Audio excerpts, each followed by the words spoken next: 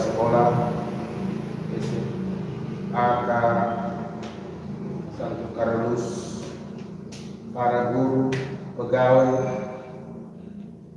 yang hadir di tempat ini yang terkasih dalam Kristus. Marilah kita mengawali perayaan Ekaristi ini dengan memohon ampun atas segala kekurangan dan kelalaian kita, supaya kita menjadi orang-orang yang layak merayakan perayaan suci ini di hadapan Tuhan.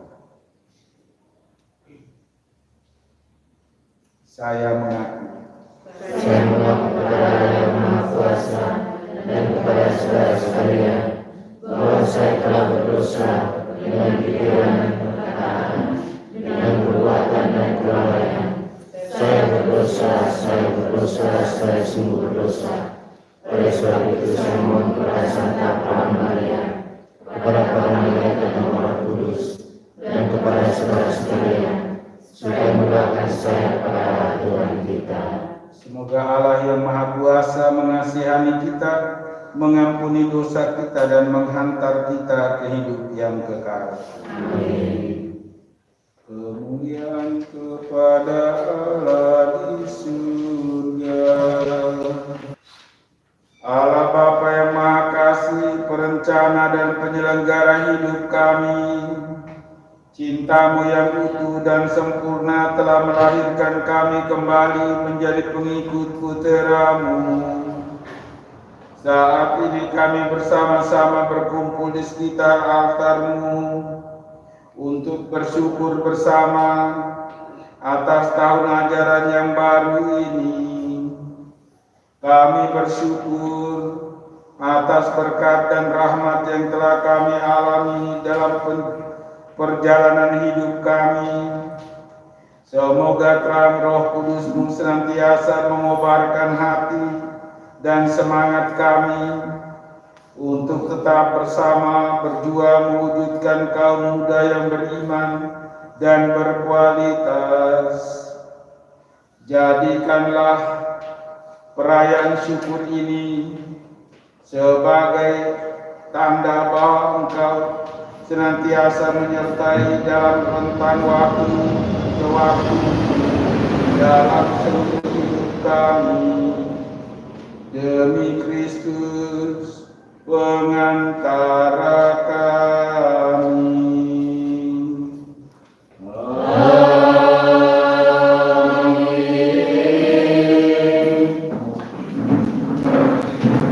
Bacaan dari Kitab Imamat. Tuhan berfirman kepada Musa di Gunung Sinai, "Selanjutnya engkau harus menghitung 7 tahun Sabat, yakni 7 kali 7 tahun, sehingga masa 7 tahun Sabat itu sama dengan 49 tahun. Lalu engkau harus memperdengarkan bunyi sangkakala di mana-mana dalam bulan yang ke-7 pada tanggal 10 bulan itu. Pada hari raya pendamaian, kamu harus memperdengarkan bunyi sangkakala itu di mana-mana di seluruh negerimu. Kamu harus menguduskan tahun yang ke-50 dan memaklumkan kebebasan di negeri itu bagi segenap penduduknya. Itu harus menjadi tahun Yobel bagimu, dan kamu harus masing-masing pulang ke tanah miliknya dan kepada kaumnya. Tahun yang ke-50 itu harus menjadi tahun Yobel bagimu. Jangan kamu menabur, dan apa yang tumbuh sendiri dalam tahun itu jangan kamu tuai, dan pokok anggur yang tidak dirantingi jangan kamu petik buahnya. Karena tahun itu adalah tahun Yobel, haruslah itu kudus bagimu. Hasil tahun itu yang hendak kamu makan harus diambil dari ladang. Dalam tahun Yobel itu, kamu harus masing-masing pulang ke tanah miliknya. Apabila kamu menjual sesuatu kepada sesamamu atau membeli daripadanya, janganlah kamu merugikan satu sama lain. Apabila engkau membeli dari sesamamu, haruslah menurut jumlah tahun sesudah tahun Yobel, dan apabila ia menjual kepadamu, haruslah menurut jumlah tahun panen.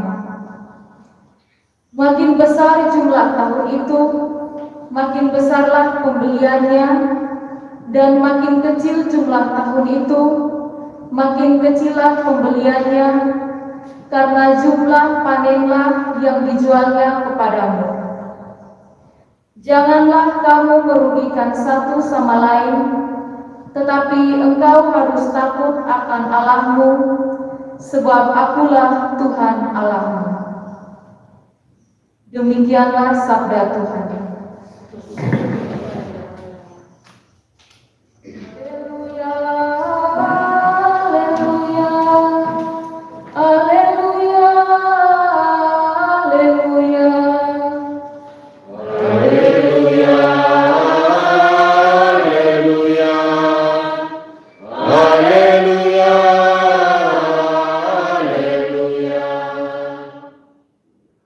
Tuhan sertamu. Dan sertamu juga. Inilah Injil Yesus Kristus menurut Santo Matius.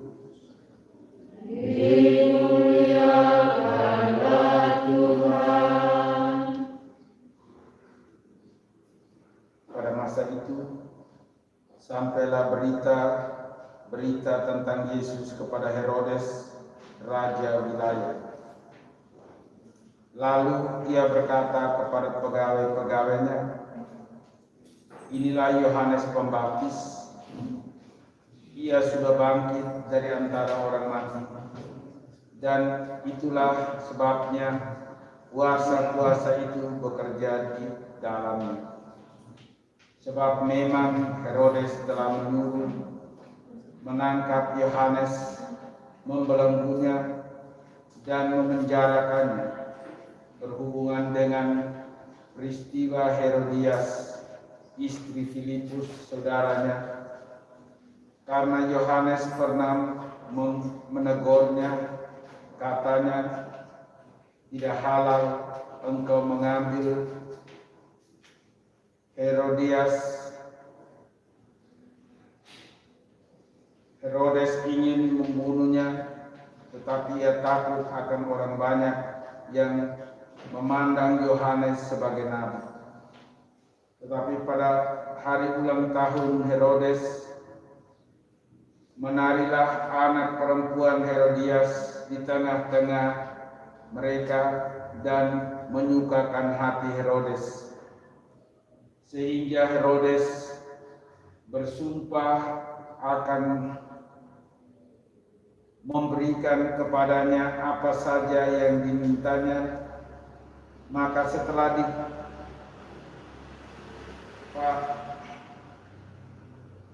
setelah dihasut oleh ibunya, anak perempuan itu berkata, "Berikanlah aku di sini kepala Yohanes Pembaptis di sebuah talam." Lalu sedihlah hati raja, tetapi karena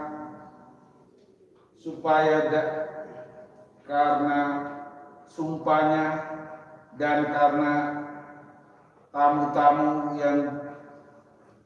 tamu-tamunya yang hadir, maka diperintahkan juga untuk memberikan kepala itu.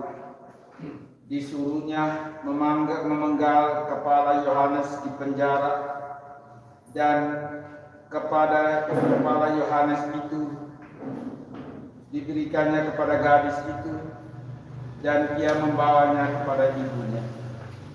Kemudian datanglah murid-murid Yohanes Pembaptis, mengambil mayatnya dan menguburkannya.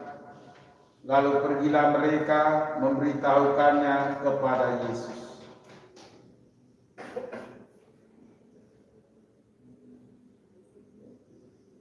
Demikianlah sabda Tuhan. Terpujilah Kristus.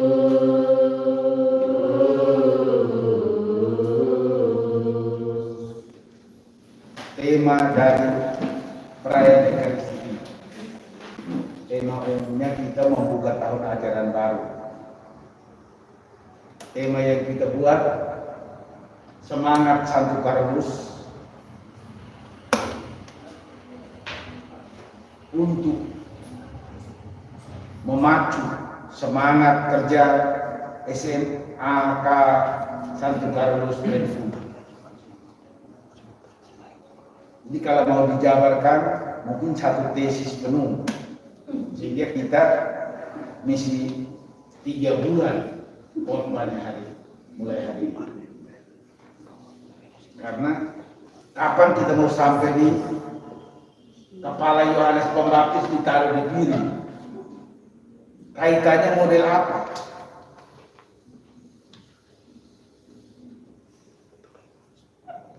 Tetapi bukan saya mau menggampangkan, tapi saya coba memberikan tanggapan saya secara singkat untuk peristiwa kita hari ini.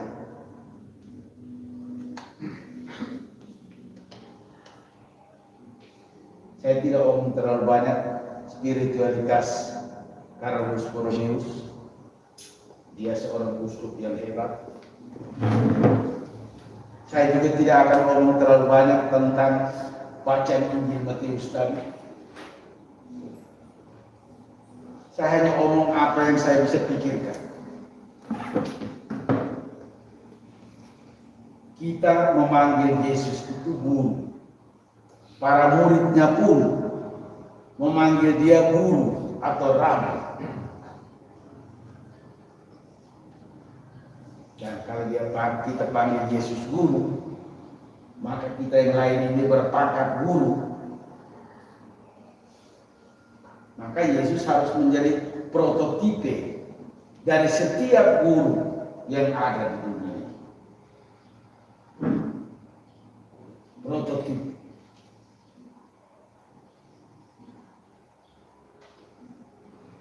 Penampilan lahiriah, orang bisa lihat, oh ini orang guru, oh ini orang pengacau, oh ini orang budi baik, orang sosial. Lihat dalam penampilan. Memang ada banyak guru baru yang ada di SMA ini, yang saya kira siswa SMA, terutama yang seksi liturgi sekarang yang punya pergi konsultasi di pastoral. Ini anak ini masih SMA, hebat susun liturgi. Tanya pun tidak kami guru.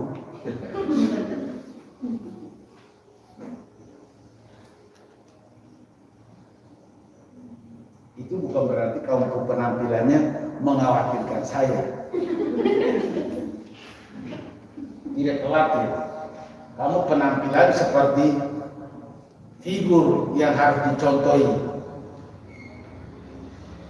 Tetapi yang saya mau katakan itu, pertama, dalam tahun ajaran ini, guru-guru membentuk dirinya sehingga penampilannya menjadi pendidik bagi orang yang melihatnya, termasuk murid-muridnya. Jadi kau jalan di mana, ini orang guru, tuh. Dia tahu penampilan itu dengan sendirinya.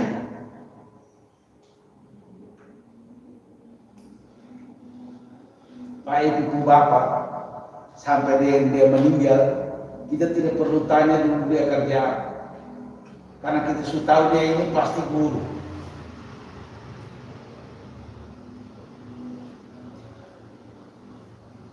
Itu kamu punya ketua yayasan yang punya bapak. Kami juga biasanya diskusi tiap pagi sudah bisa. Tua.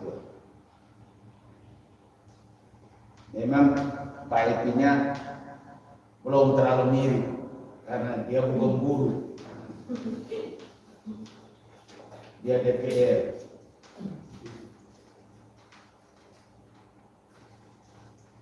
Itu pembentukan. Dan yang berikut,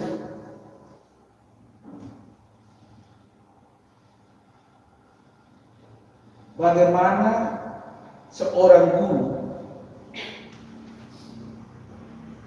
menjadi promotor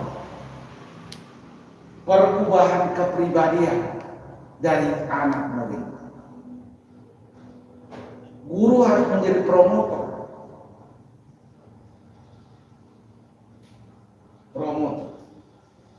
Sehingga kadang-kadang kepala sekolahnya gunting anak murid punya rambut. Anak murid rambutnya terlalu panjang, digunting. Tapi hanya diharapkan digunting tidak boleh pakai marah. Gunting saja. Kecil anak begitu dia baru berontak.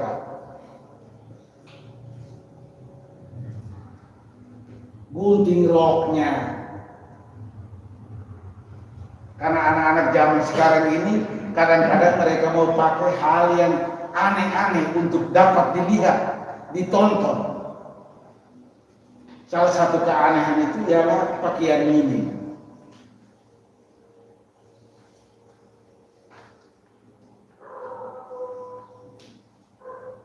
Ojek datang, turun baru dia duduk laki-laki pakai rok. Gunting.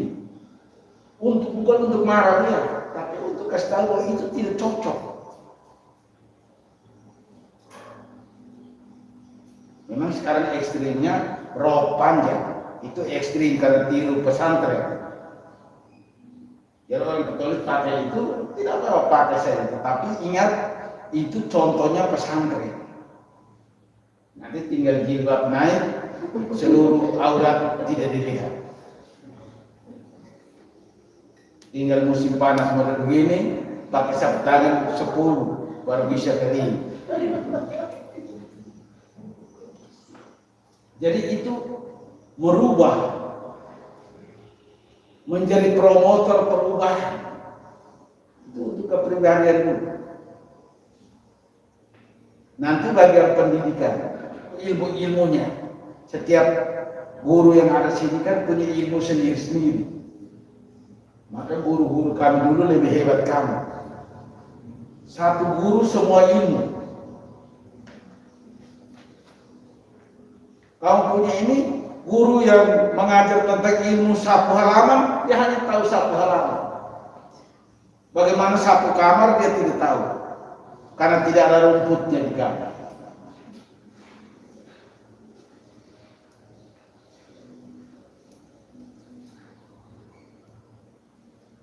Berubah supaya anak-anak itu bermotivasi untuk belajar.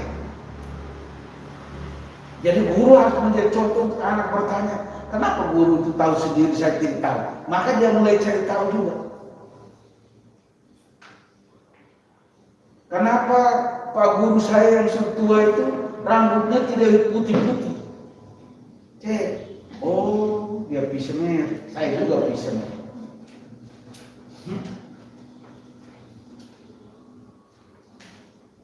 Kenapa ibu saya yang sudah tua ini kulitnya tidak kerut-kerut, tetap licin dia pipi?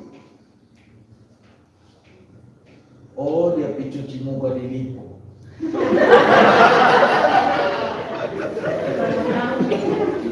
Makanya anak-anak ini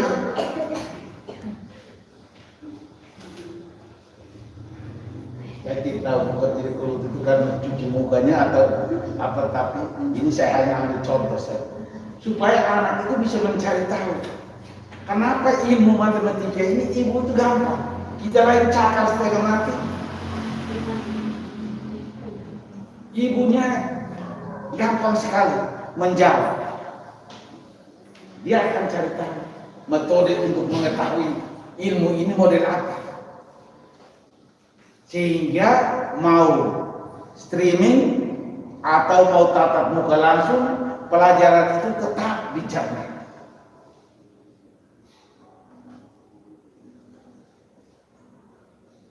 Ini yang harus dibuat. Nanti ilmu-ilmunya, teknisnya ada pada kepala sekolah.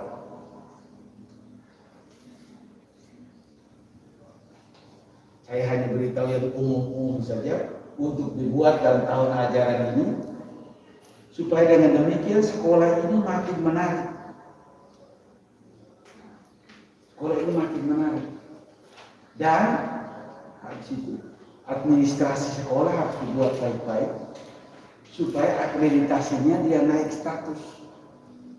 Karena ke depan orang cari sekolah untuk masuk itu cari status akreditasinya. A, orang masuk lebih banyak, B, agak kurang, C, apalagi. D, mungkin 2 orang saja.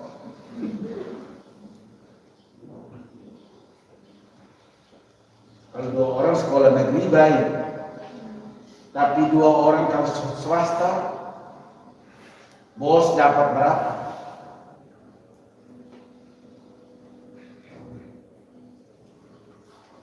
Itu yang harus jadi perhatian dulu, perhatian di akreditasi.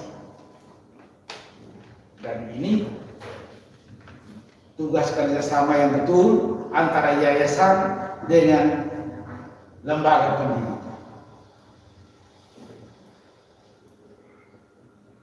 Jadi bukan hanya lembaga pendidikan untuk meningkatkan akreditasi sekolah, tapi yayasan. Mengapa Swastisari sampai sekarang banyak sekolah yang belum akreditasinya bagus? Karena yayasannya santai, tidak terlalu fokus. Sekolah-sekolah kota saja. Kebetulan itu karena kepala sekolahnya juga kerja bagus, yayasannya iya-iya saja. Sekolah di kampung dia tidak mampu.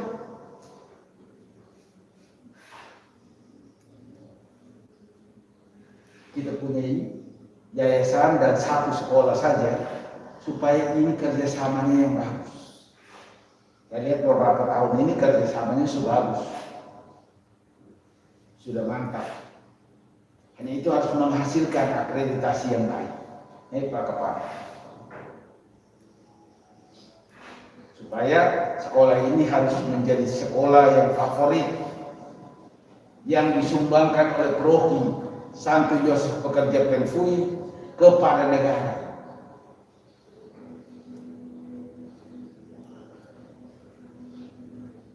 Saya kira itu saja, memang tidak terlalu pas dengan Injil dan segala macam, tapi itu yang saya pikirkan, yang harus dibuat, dan ini yang sebenarnya cocok dengan semangat membangunnya Santo Carolus Borromeus dalam pengabdiannya kepada gereja. Berusaha untuk menjadi figur, contoh utama dalam perkembangan hidup di dalam gereja. Semoga, amin. Bagi gereja, bangsa, dan negara, ya Tuhan, bantulah gereja, bangsa, dan negara dalam menyelamatkan moralitas umat manusia sekarang ini yang semakin dipengaruhi dengan hal-hal duniawi. Bantulah gereja, bangsa, dan negara dalam mendidik generasi-generasi muda agar selalu menjalani kehidupan dengan kebenaran dan sesuai dengan kehendak-Mu. Marilah kita mohon.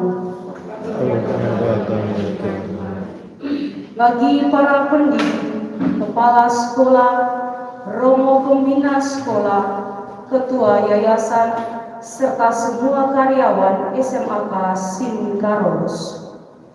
Ya Tuhan, curahkanlah Roh Kudus-Mu kepada kami semua, Roh yang memberikan kebijakan, kekuatan dalam memimpin, mengayomi dan mendidik peserta didik, seperti Engkau mengajar kepada murid-murid-Mu, sehingga suatu pembelajaran bukan hanya sebuah teori, melainkan sebuah pembelajaran yang benar, nyata dalam kehidupan. Berikanlah kepada kami perlindungan-Mu, jauhkanlah kami dari wabah virus corona ini. Marilah kita mohon.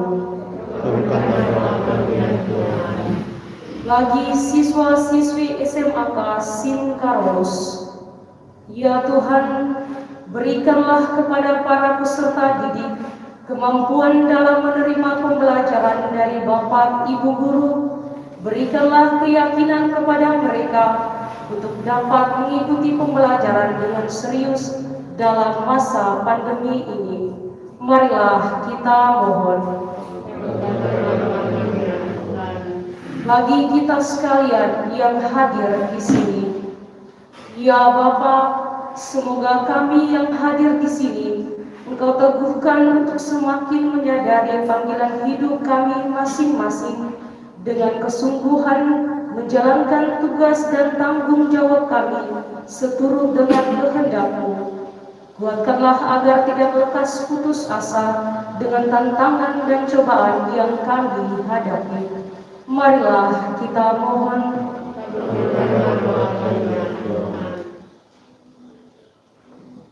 Demi Kristus Tuhan kami. Sungguh kuduslah Engkau Tuhan, sumber segala kekudusan. Maka kami mohon, kuduskanlah persembahan ini dengan pencurahan Roh-Mu, agar bagi kami menjadi tubuh dan darah Tuhan kami Yesus Kristus.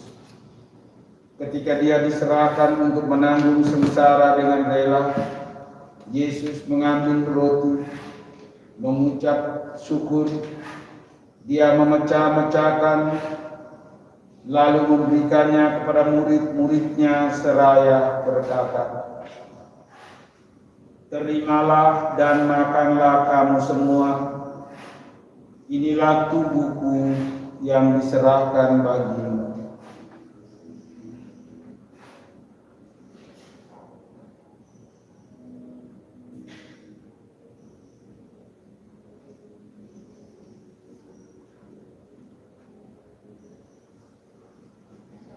Demikian pula sesudah perjamuan Dia mengambil piala. Sekali lagi Dia mengucap syukur kepadamu, memberikannya kepada murid-muridnya seraya berkata, "Terimalah dan minumlah kamu semua, inilah piala darahku, darah perjanjian baru dan kekal, yang ditumpahkan bagimu dan bagi semua orang demi pengampunan dosa. Lakukanlah ini sebagai kenangan akan aku."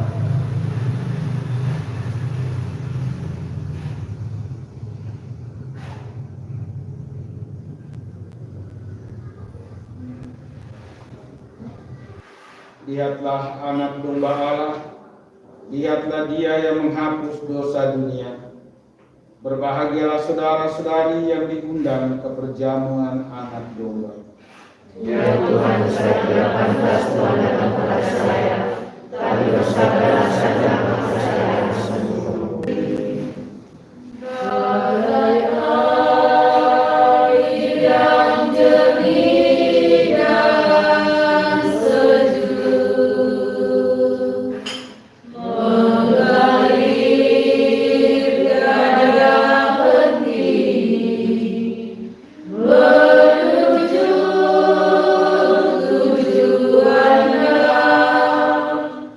Ber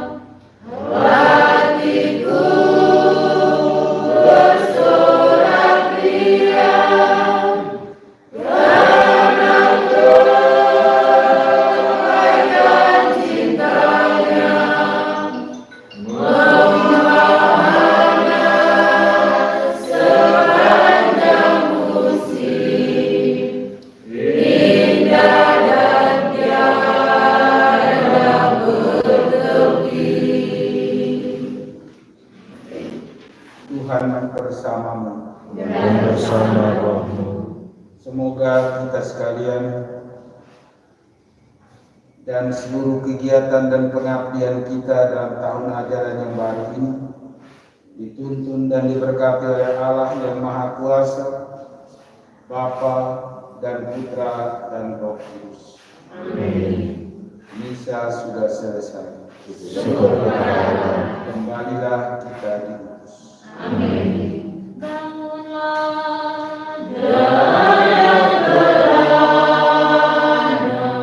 Hirup nafas iman yang baru, berilah bersudut-sudut hati, nyanyikan lagu imanmu. Ulanglah dengan damai sejati, nikmatilah rahmat Tuhanmu.